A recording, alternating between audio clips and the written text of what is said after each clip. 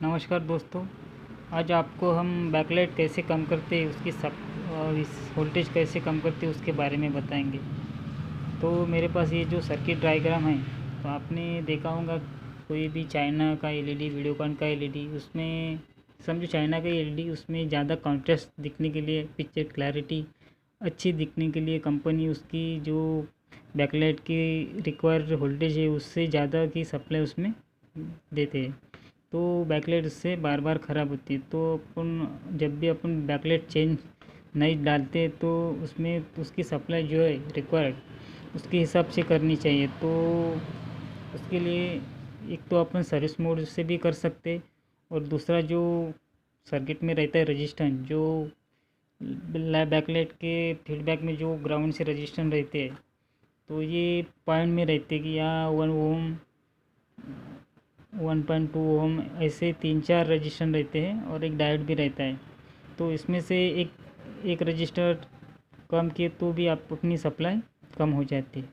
तो कभी कभी क्या होता है, जो अपना मॉस्फेट है उसके सोर्स से भी रजिस्टेंस लगी रहती है और ये भी रजिस्टेंस लगी रहती है, तो अपन कंफ्यूज होते हैं कि नेगेटिव फीडबैक्स की रजिस्टेंस कौन सी है। तो क्या करना है, अपनी जो रेड प्रॉब है वो उसके नेगेटिव सिरे पे लगना है, तो उसकी सप्लाई देखना है, ये कम वोल्टेज में आएंगी।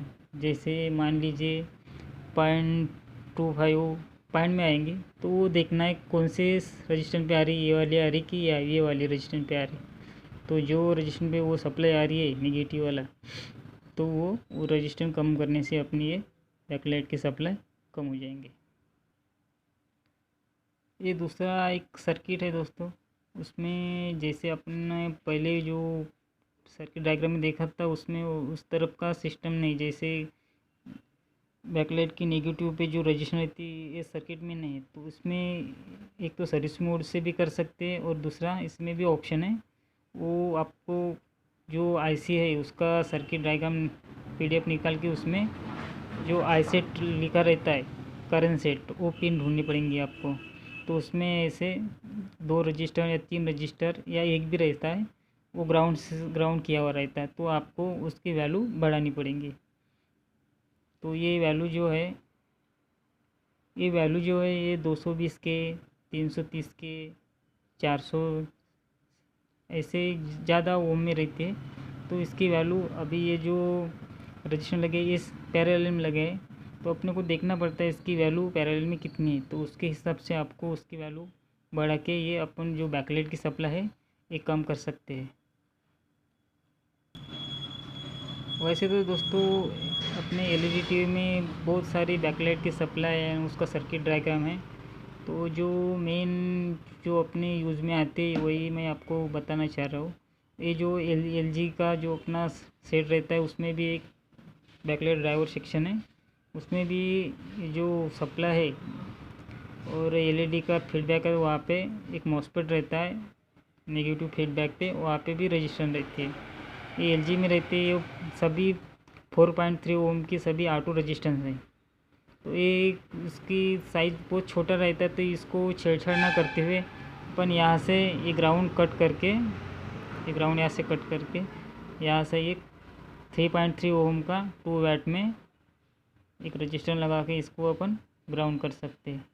इससे भी अपना बैकलाइट की सप्लाई कम होती है। इसको रिमोट से भी उसकी बैकलाइट की सप्लाई वोल्टेज कम कर सकते हैं।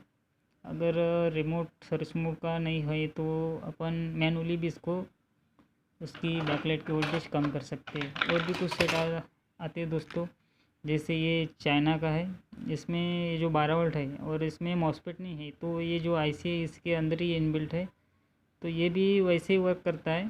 ये सप्लाई इसमें आती है, और ये जो रजिस्टर है 3 और एक डायोड,